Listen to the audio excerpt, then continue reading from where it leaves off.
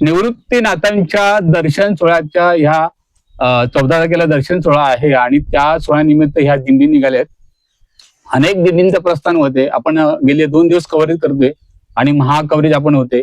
मागच्या ह्या 2 दिवसामध्ये मुंबई धारावी असेल किंवा काही वाडा आणि भेवंडी तालुक्याच्या दिंडीचे आपण कव्हरेज केलं आणि आज आपण एक कव्हरेज करणार आहे. त्या दिंडीची ओळख करून घेणार आहे. ही दिंडी कुठून आलेली आहे आणि त्यांचा कितवा दिवस आहे.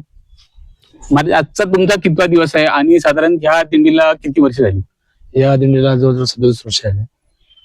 आजचा आमचा दिवस 3रा दिवस आहे.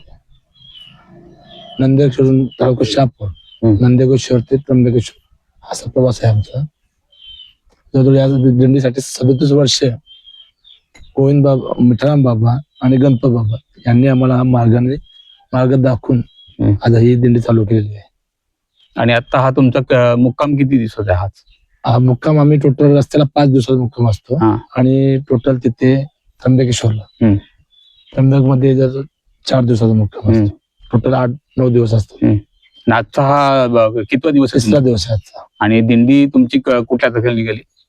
दिंडी आमची 6 तारखेला. आणि तुमचं गाव कुठलं. माझं गाव पिवळी. आता मला सांगा एकूण त्या दिंडीमध्ये तुमच्या किती वारकरी जातात. आता तरी 150 लोक असतील, 150 वारकरी असतील. आणि कसा आहे अनुभव या दिंडीचा. अनुभव फार अनुभव आहे. जवळजवळ आता मला स्वतःला 25 वर्ष झाली दिंडीमध्ये. लहानापासून मी चालतोय. म्हणजे माझ्या जीवनामध्ये आलेला प्रसंग याच्या अगोदरचा आत्ताचा दिंडीमध्ये जिथून आलोय परमात्मा क्षेत्रामध्ये तिथून माझ्या जीवनामध्ये फार बदल घडलाय. जवळजवळ फार चांगल्या माणसांची संगत लागली, साधूंची संगत लागली. जीवनामध्ये परिवर्तन घडलं. कीर्तन, प्रवचन याचं सुद्धा ज्ञान प्राप्त झालं. मृदुंग सेवा ही सुद्धा करतो. मग टोटल जेवढे शास्त्रानुसार जेवढे मृदुंग वादक, पेटीज वादक, कीर्तन, प्रवचन टोटल यांचा अनुभव मला आला. आता आपण या निवृत्तीनाथाच्या समाधी सोहळ्याचं दर्शन घेणार आहेत. एकूण त्याची काय पार्श्वभूमी आहे.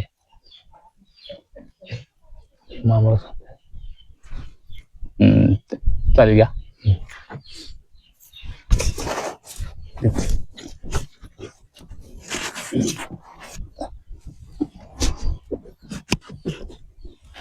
मला सांगा निवृत्तीनाथाच्या आता 14 तारखेला समाधीचं दर्शन सोहळा आहे. एकूण याची काय पार्श्वभूमी म्हणजे ह्याची सुरुवात कधी झाली. त्याची सुरुवात जर सांगितली तर ही वारकरी म्हणजे साधारण 100-125 वर्ष झाली असतील.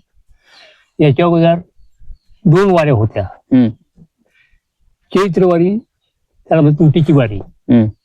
संतांना वारकऱ्यांना तिची उटी दिली जाते, वाटली जाते, जाते त्याला म्हणजे उटीची वारी.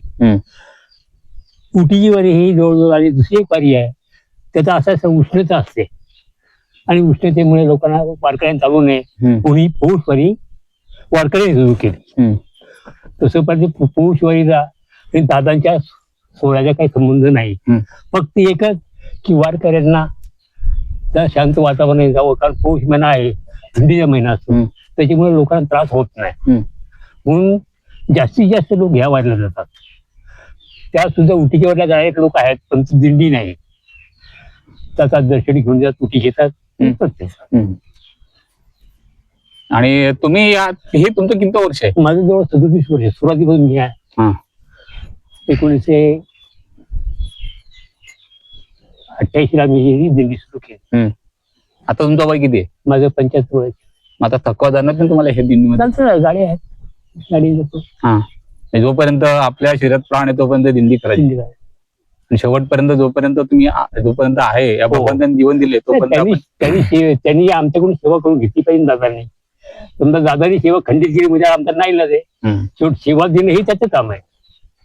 सेवा करणे हे आमचं काम आहे, पण सेवा देणे हे काम आहे दादाचं काम. आम्ही त्याला निवृत्तीनाथ बोलत नाही, आम्ही दादाच बोलतो. तर आमचा वारकऱ्यांचा सगळ्यात मोठा जर असेल तो दादा आहे. आम्ही सांगितलं नाही, सगळ्या संतांनी त्याला दादा म्हणून इथे एक छोटस तुम्हाला सांगतो. तशी आपण सर्व संतांची जशी त्याची मिटिंग भरली तर कोणतरी एक मुख्य असावा. संतांनी ठरवलं किंवा दादा कोण, बाबा कोण, नाना कोण, मग त्यांच्यामध्ये सगळे बा तुकोबा, त्यानं बा झाला, आई कुणाला म्हणावं तो मुक्ताईला. सगळ्यांचं झालं. काका कुणाला म्हणा तो स्वतःवाना. मग शेवट राहिला एकच, दादा. तो अधिकार कुणाला द्यायचा? मग जनाबाईने उठली आणि सांगितलं दादा होण्याचा अधिकार प्रत्येकाला निवृत्ती नसताना, आणि दादांच्या भेटी राहण्यात का दादा हे आमचे सर्वस्वी आहे. दादांच्या जवळ सर्व आहे. सर्व तीर्थ निवृत्ती जगामध्ये तीर्थ आहेत ते एकदा दादांच्या मध्ये फुललेले आहेत. त्याच महिमाच असं आहे, नुसतं जरी ब्रह्मगिरी भेटली तर त्याचे फेरे चुकतात. म्हणजे जन्म मनाचे फेरे चुकतात. म्हणजे एखादं वाईट बनत होत असेल तर त्याला चांगलं बनवतंय. गंगाच्या नुसतं बोललं तर त्याची जी ॲप जी पापं असतात ती भंग पाहून जातात. ही आम्ही बोलत नाही, संत बोलतात. आणि संतांच्या नुसार आम्हाला ते संत जाऊन रस्ता जाऊन गेले, मग त्याच्या मग आमची सगळी वारकरी चालतात. का दादांचा महिमा अतिशय मोठा आहे आणि म्हणून त्यांना आम्ही दादा म्हणतो. निवृत्तीनाथ म्हणत नाही. आमची वारकरी खरी आहेत ना ती दादाच म्हणतात. एक वेळेस आम्ही दादा म्हणून एक पत्रकावर नाव टाकलं त्याचं, निवृत्तीनाथ दादा दिंडी. एकाने सांगितलं तर दादा कुठून आला? दादा म्हटलं तो तिकडनं आलाय. दादा आपल्याजवळ नाही, दादा संतांनी निवडला. तो दादा संतांनी दादाच का निवडला? त्याचं एकमेव कारण काय? आई आपली पूर्ण काही एखादी गोष्ट पुरी करू शकत नाही, वडील पुरी करू शकत नाही. मी करतो कोण? दादा. दादा म्हणजे आपण त्याला मोठा भाऊ होतो म्हणून तो सगळ्यांचा दादा. आणि तो दादा सर्वांना देतो. हा आम्हाला अनुभव आहे. एवढा अनुभव आहे की 37 वर्षामध्ये दादांच्या यात्रेला गेल्यानंतर मला वाटतं कोणाजवळ पैसे असत नसत तो वारी करायची. आम्ही वारी करण्यासाठी अनेक लोकांना प्रवृत्त केलं. काही लोकांजवळ पैसे नसायचे, गरीब माणसं. पण आम्ही काय करतो माहिती, तुमच्यासारखे असे ना द्यावं आमचे वारकरी झाले, गरीब वारकरी आत्महत्या आम्ही करतो. आमचे गरीब वारकरी ते काही द्या. म्हणजे आमचा फक्त उद्देश एवढाच तर जेणेकरून हा जो भागवत धर्म आहे, जो भागवत धर्म आहे तो कधी कधी विकोपा जातो. कारण काय माहितीये का, या भागवत धर्मावर टीका करणारे अनेक पंथ तयार झाले, पण खरा मार्ग कोणी दाखवित नाही. खरा मार्ग कोणी दाखवित नाही. तो दाखवतो फक्त एक वारकरी. कारण वारकऱ्यांमध्ये पहिली गोष्ट एकच आहे, असं चालत नाही. इतर पंथाचा आम्ही भरोसा देऊ शकत नाही. कारण ज्यांच्या सांगितलेली खुन मालिकेची, ज्याच्यामध्ये गळ्यामध्ये माळ आहे तसं समजा त्या, परंतु त्यांच्याजवळ दुसरे जे लोक असतात तर जसं चंदन आणि बोरी व्यापलेल्या, चंदनाजवळ बोर जर असेल तर बोराला सुद्धा सहज येतो. तसं हे जे काही मालकीच नसतील पण ते त्यांना त्या 8 दिवसाचं एक परिवर्तन होतं. फक्त आता उद्देश धर्म परिवर्तन जसं करतो तसे मनुष्याचं परिवर्तन करणे हे आपलं प्रत्येक माझं काम आहे. सांगतो तुम्हाला, शासनाने कितीही प्रयोग केले, कितीही प्रयोग करो, दारूबंदी करो, काही करो, पण शासनाचे प्रश्न सोडता येत नाही, दारूबंदी करता येत नाही. तर आमच्या वारीमध्ये आलेल्या कमीत कमी एका वारीला 10 लोक त्या दोन गोष्टी सोडतात, एक खाद्य आणि पिद्य. हा एक आमचा स्वाभिमान आहे. का सरकार जे करतं, सरकारची कायदेही करत नाही, तो आमचा पंथ करतो. आमच्या पंथामध्ये वारकऱ्यामध्ये पुष्कळ बाया भगिनी असतात. झोपण्याची सोय नसते, कोण कुठं झोपतो, कोण कुठं झोपतो. परंतु होय होय वारकरी, म्हणजे तुम्ही वारकरी हो आणि कुठेही झोप. कोणाच्या मनामध्ये जायचे क्लेश सुद्धा निर्माण होणार नाही. ही आमच्या वारकऱ्याची स्थिती आहे. एखादी भगिनी जी असेल रस्त्याला जरी राहिली तर तिला तो सांग की आमची पोर त्याला घेऊन येतात. आम्हाला ही लहान पोरं अशी दादापाठी होती, ती तर ही पूर्ण माझ्या जोडला आहे. पण त्याच्यामध्ये वारीमध्ये कोणत्याही प्रकारे गलिच्छ प्रकार घडत नाही. हेच आम्हाला समाधान वाटतं. तर आम्ही काही स्त्रिया पती बरोबर येत नाहीत, कोणी बरोबर येत नाही, ते येतात वारकऱ्यांच्या अथवा दिंडी चालकांच्या भरोश्यावर. आम्ही जर काही जर असा अनिश्चित प्रकार घडला तर ती माणसं पण आमच्याकडे येणार नाही. ती त्यांची दिंडी काही कामाची नाही. म्हणजे तिथं काही गोष्टी अशात का माणसाचे मनाला एखादी गोष्ट लावून गेली की ती कायम स्वरूपाची राहते, तो डाग निघत नसतो. म्हणून आमच्या सगळ्या वारकऱ्यांना आम्ही सांगतो की बाबांनो, कोणालाही त्रास होईल असं काही करू नका. जेणेकरून आपल्याला माणसं जोडायची आहेत, तोडायची नाहीत. आमचा वारकरी हा माणसं जोडतो, तोडीत नाही. आणि त्याच्यामुळं हे सगळे जे आमच्या माता भगिनी आहेत ते आमच्या बरोबर बिंदास येतात. त्याला माहिती इथे काही तसं नाही. आपल्याकडे काही तरुण सुद्धा आहेत त्या वारकरीमध्ये त्यांना मी कमी प्रश्न विचारतो की आता पाहिलं तर तरुण मंडळी सुद्धा ह्या वारकरीकडे सध्या वळलेले आहेत. आणि काय सांगाल तुम्ही ह्या भूमिकेत? मी तर एवढंच सांगेन की सर्व तरुण मंडळीला माझं एवढंच राहील की भाई तुम्ही माळ घालू नका, पण हा आपला परमार्थ, आपला हा पंथ हा तुम्ही टिकवण्यासाठी वारी, त्याच्यानंतर वारीमध्ये या, तुम्ही सर्वांनी हा वारीमध्ये या. सप्ते असतात, गावामध्ये सप्ते होतात, तर तुम्ही सप्त्यामध्ये सामील व्हा, जेणेकरून आपला हा पंथ वर्षानुवर्ष असं चालू राहील. आणि याच्यामध्ये कुठल्याही प्रकारचे दुसऱ्या प्रकारचे जे पंथ आज आपल्याला येत आहेत, हा आपला मराठी बांधव हा जो कुठेतरी भरकटतोय, हा भरकटला नाही पाहिजे. त्यांनी यावं, म्हणजे वारीमध्ये यावं, सप्त्यामध्ये यावं, जेणेकरून हा आपला पंथ चालेल. एवढंच माझं प्रत्येक म्हणजे तरुण मंडळीला माझं एवढंच उपदेश असेल की त्यांनी यावं, इथे एकदा तरी अनुभव घ्यावा. जसं म्हणतात की ज्ञानोबारायांचा एखादा अनुभव, एक अभंगाचा अनुभव घ्यावा, तसं प्रत्येक म्हणजे तरुण मंडळीला माझं एवढंच विनंती असेल की त्यांनी 1 वर्ष का होईना, 1 वर्ष तरी त्यांनी वारीमध्ये यावं. ते एकदा आले तर पुन्हा त्यांना नक्की येणार, या वारीमध्ये ते पुन्हा नक्की येणार. एवढंच माझं म्हणजे प्रत्येक तरुण मंडळीला एक आव्हान राहील आणि त्यांनी यावं. माझ्याकडे एक दुसरे मागे दादा आहेत, दादांना विचारतो. दादा, आपण कामानिमित्त बाहेर असतो किंवा काम करतो, वेळ निघत नाही, मग हा वारीसाठी वेळ कसा दिन काढला? माझं नाव हर्षद आहे. माझी जवळजवळ ही 10वी वारी असेल.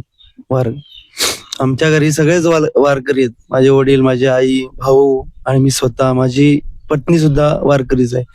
पण तुम्ही प्रश्न चांगला विचारला की काम करताना तुम्ही कसा वेळ काढता, हे 8-10 दिवस किंवा 12 दिवस, आणि याच्यासाठी खटाटोप म्हणजे भरपूर करावी लागते. याच्या आधी पण 15 दिवस आधी किंवा 1 महिना आधी. तर आम्ही वर्षाच्या सुट्ट्या ज्या असतील त्या तशाच राखून ठेवतो. इतर वेळेस आम्ही अडचणी असतील तरी सुद्धा, कुठे धंदा असेल, कुठे कामाला असेल, आम्ही जातो. पण ह्या वारीसाठी आम्ही सुट्टी आवर्जून ठेवतो. आणि या वारीमध्ये जरी आजारी पडले असलो आदल्या दिवशी किंवा नंतर पण, तरी वारी ही पूर्ण करतोच. कारण निवृत्ती दादा आम्हाला अशी शक्ती देतात, अचानक ती शक्ती येते अंगामध्ये संचारते. जशी काय की जशी दिंडी येते ना जवळ, तसे आमच्या सर्व वारकरी जेवढे आहेत, तरुण असोत, वयोवृद्ध असोत. आता तुम्ही बघितलं असेल, वयोवृद्ध माता भगिनी पण आहेत आणि पुरुष मंडळी पण आहे वारकरी. त्यांच्यामध्ये दादा असे म्हणजे शक्ती देतात अफाट. आमच्या गुरुवार्यांची पण आमच्यामध्ये एक संचारिता असते. गणपत बाबा आमचे गुरुवारी होते, म्हणजे आता ते नाही आहेत आमच्यामध्ये, पण त्यांचा जो वारसा आहे तो आम्ही पुढे नेत राहू, जोपर्यंत आम्ही आहोत तोपर्यंत. मला एक सांगा, तुम्ही तिथून वारीला निघाले, तिथून एक श्वान तुमच्या बरोबर सोबत आहे, कुठूनही श्वान तुमच्या सोबत रुजू झाला आणि आतापर्यंत तुमच्या ह्या वारीमध्ये? सांगायचं झालं तर प्रत्येक वर्षी आजपर्यंत अनुभव आहे. ज्या दिवशी वारी चालू झाली त्या दिवसापासून आमच्या दिंडीमध्ये श्वान येतोय. शेवटपर्यंत त्र्यंबकमध्ये एंट्री करतात तोपर्यंत, त्या धर्मशाळेपर्यंत श्वान आमच्याकडे बरोच असतात. दरवर्षी प्रत्येक वर्षीचा अनुभव आहे. आम्हाला असं वाटतंय की हा निवृत्तांचा प्रसाद आपल्या बरोबर आमच्या जोडीला आहे. देवाचे साथ आम्हाला आहे, आमच्या जोडीला प्रत्येक वेळेस आमच्या जोडला असतो, प्रत्येक वर्षी. त्याच्यामुळे आमचा दिंडीचा प्रवास पण सुखाचा होतो, कार्यक्रम पण चांगले होते, प्रत्येक माणूस आनंदात राहतो, कोणाला आजपर्यंत दुखापत होत नाही. एक अभंग घ्या तुम्ही आता.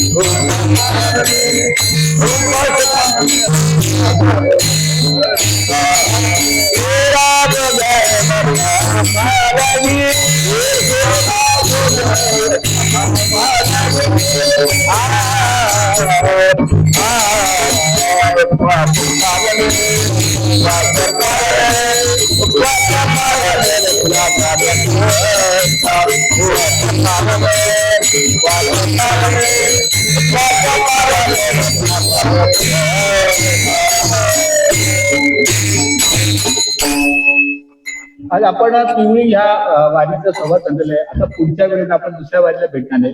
आपण इथे थांबणार आहोत. Subscribe for more content.